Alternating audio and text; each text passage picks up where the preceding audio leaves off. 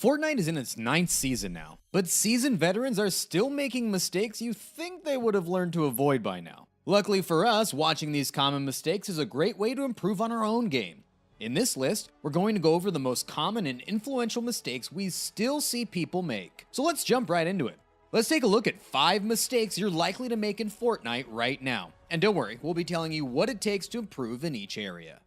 Right at the start of each game is where we see our first mistake happen, messing up the initial drop.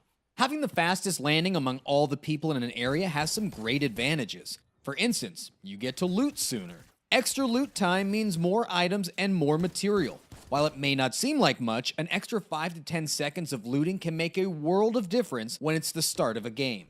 But beyond a bit of extra loot time, the main reason you want a good drop is to secure the drop location.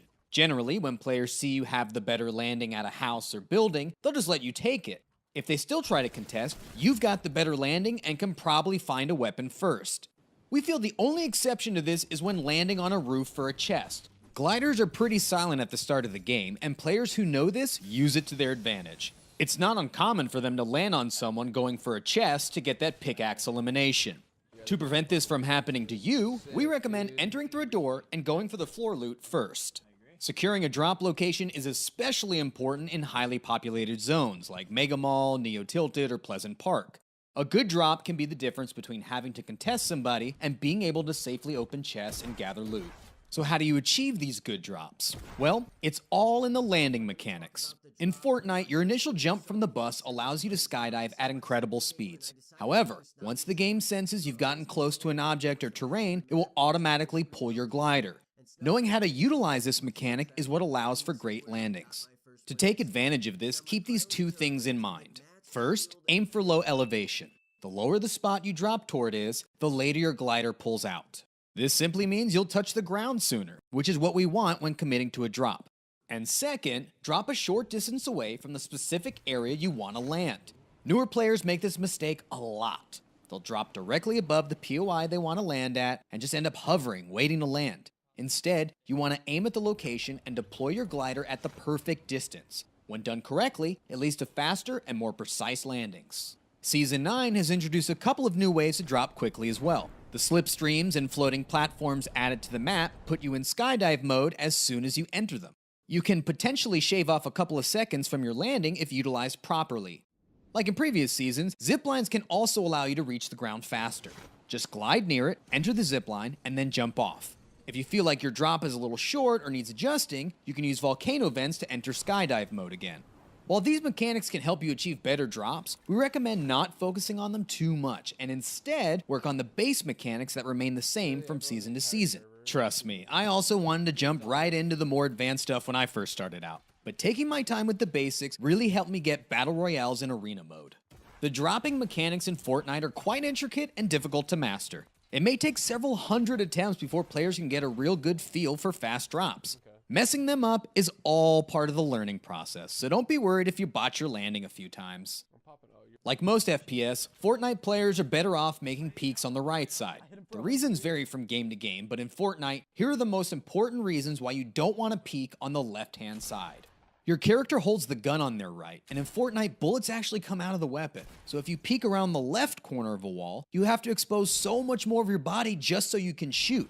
If you want to be able to shoot your weapon while showing as little of your body as possible, choosing to strafe and peek towards the right side is the best option. When done correctly, you're going to be hitting your opponent first almost every time. The other reason the right side peeks are better is because of the way the character model is positioned on the screen. The character mostly covers the left side of the screen, especially when you aim down sights. Right side peeks, in this case, will lead to fewer scenarios where you block your vision with your own character model. You can use this to your advantage in close-range gunfights. The better direction to strafe and duck is toward the right of your opponent. This way, you're more likely to be covered up on your enemy's screen by their own character model. The most important time to use right side peeking to your advantage has to be with edits. When you replace a wall or floor, usually you go for an edit so you can shoot the person inside. A lot of the time, your opponent will react by pulling out a weapon so they can shoot back. Minimize your chances of being shot here by editing the right side of the piece, whether it be a window or the right side corner of the floor. Be sure you're behind cover while editing, since you still need to pull out a weapon. Once the edit is made and you've pulled out your gun, you can then strafe right and go for the shot. Overcommitting is any case where a player becomes too aggressive for a kill. Situations such as not building between shots, not using cover properly, and dropping off the high ground when you shouldn't. It's a pretty general term, but just know that overcommitting in these scenarios is usually the wrong play, as it puts you in a vulnerable position that may lead to your death. First, let's look at when players stop building and go for the kill. This isn't really a mistake in itself, but can sometimes be a risky play. If you look at any footage of a pro player getting high kill games, you'll see just how often they utilize building to reduce the amount of damage they take. Even just firing one shotgun shot at your opponent and then building can be more effective in the long run than shooting and going for the finish right then and there. Sure, fights tend to be longer when you play in this more defensive manner. However, we'd say the extra time taken to finish fights more than makes up for the amount of damage you can reduce. So try and keep this in mind while fighting. When you get the drop on your opponent, try and get as many shots in as you can. Then, when you see them look in your direction, whip out the builds and find a new angle, either with a ramp peek or a right side wall peek. When going for those peeks from behind cover, being able to show as little of your body as possible is actually a skill that many players don't think of anymore, even when they have the advantage. We've seen so many players over peek and die because of it. If you're shooting around a wall, for instance, peek only the amount you need to be capable of hitting your opponent. Then get back behind the wall, rinse, and repeat. So many players peek and just stand there, waiting to fire their remaining rounds, when they should be going back behind cover in between shots. Now, the absolute biggest mistake of overcommitment we see happens when players give up their height advantage. Too many times a player will think it's better to drop from their high ground just to go for the kill of an enemy. I'm sure we've all seen this done at some point, only to have it not work out.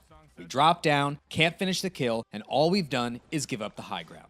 Instead, the better thing to do is, well, keep your high ground. With it, you can line up shots using the third-person perspective while not showing yourself. The combat shotgun is great for this. Line up the shot, peek a bit to fire, then duck back behind cover. If you do this well enough, most opponents won't even be able to retaliate. Even when it comes to just spotting a player in the distance and wanting to shoot them, we see plenty of players overcommit. Like, yeah, sure, you spotted a player, but what about the rest of the lobby? Sometimes it can be very risky to immediately start shooting at a player when you haven't taken your surroundings into consideration yet. Next time you play and you want to shoot, try putting up some cover around you first before you open fire. Even just a bit of cover can reduce the chance of you getting hit by a third party. We're 9 seasons in now, and still, more often than not, we see players not reinforcing their builds. More specifically, we're talking about weak ramp rushes and not putting pyramids over floors. Honestly, if you're not reinforcing your builds, especially your ramp rushes, you're putting yourself at a big disadvantage. There's a lot of unexpected ways this can help. Let's say you're doing a ramp rush. One ramp would get shot out by an assault rifle pretty quickly. The shooter will be left with plenty of ammo as well. But what if you put down more pieces to reinforce the ramp? Putting a wall and floor there means there's another piece your opponent has to destroy in order to cause the ramp to collapse. The second piece has more time to build health as well, meaning it's going to take time and more bullets to shoot out. Now the shooter has even fewer rounds remaining. You can even go beyond this with a more powerful ramping techniques. This includes the double floor wall ramp or the triple layer ramp rush. Opponents will struggle to shoot these ramps down. If they try to take it down, capitalize on this by shooting at them. There's a good chance you will get the kill before your ramp even gets shot down. A lot of the time, enemies won't attempt to take it down because they're intimidated by the sheer amount of build. And even if they do manage to shoot you down, their weapon is probably close to being out of ammo at that point. This situation allows you to take over as the shooter. The other reinforcement technique we need to bring up is pyramids over floors. We can't stress enough how important this is. Whether you're carpeting in the sky or turtling in a 1x1, putting a pyramid over your floor piece is far too efficient and useful to not be done. For turtling, make sure you put the pyramid over your floor before an opponent does. If you do, they'll have another layer of protection they need to bust through. Then they might choose to go for one of your walls instead, giving you the opportunity to edit out the top and get high ground control. We won't be going over the specifics of how to perform these ramp rushes. We'll save that for another video. Just keep in mind that they take practice to perform well. If you'd like to learn how to do them perfectly, we recommend checking out our building courses over at ProGuides.com. Combine that with a solid creative session, and we believe any player can learn to perform these game-changing techniques. I mean, it's really made a difference for me personally. Here are a few more extra things to keep in mind when it comes to reinforcing builds. Know that Splodes can destroy these ramps easily. Your opponent only needs one rocket or grenade to take them down. Also, you obviously end up using more material when reinforcing builds, so you always need to keep the amount of material you have in the back of your mind while playing. Sometimes you just don't have that much material. That's just how some matches can be. Often in these low mat situations, you need to build as little as possible to make sure you'll be able to build later on. Finding and getting used to the right balance is key here. Prior to Season 5, there used to be plenty of good reasons to build with wood. It was obviously the easiest material to farm, and still is. But also, its starting HP was higher, and it would reach max HP the quickest. Eventually this was changed. Wood's health no longer beats brick or steel. I mean, makes sense. So what's the best material type to use now? Well, let's list them by strength. Metal, brick, and then wood. But really, choosing the right type can depend a lot on the situation. In a build fight, your opponents will be shooting at your build in an attempt to knock you down and land some shots. To get the most protection possible, use steel or brick during build battles. It's also a good idea to pay attention to what material your opponent is using and try not to use the same kind as them. If they aren't using the same type as you, you'll more easily be able to replenish your mats after you eliminate them. For traversing the map as well as late game rotations, wood can be a good choice since you're mostly using it to move around and not as cover. You generally want to save brick for situations where you need them as cover. Of course, you want to do the same thing with metal. When fully built, metal is the only material that isn't easily see-through. This means opponents will have a much tougher time figuring out where you're positioned inside a metal base as opposed to wood or brick. Not only that, but the max health on metal walls is over 3 times that of wood, making people in the lobby much less inclined to spam your walls. When setting up a base or 1x1, you should always try and use metal when you can. And there you have it, 5 common mistakes even pros make in Fortnite and how to fix them. We know you'll be able to apply most of it to your own gameplay. To learn even more, be sure to check out our Fortnite courses over at ProGuides.com.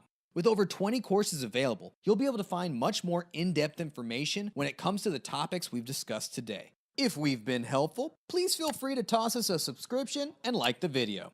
If you have any thoughts on common mistakes you think Fortnite players make, let us know in the comments. As always, thanks for watching.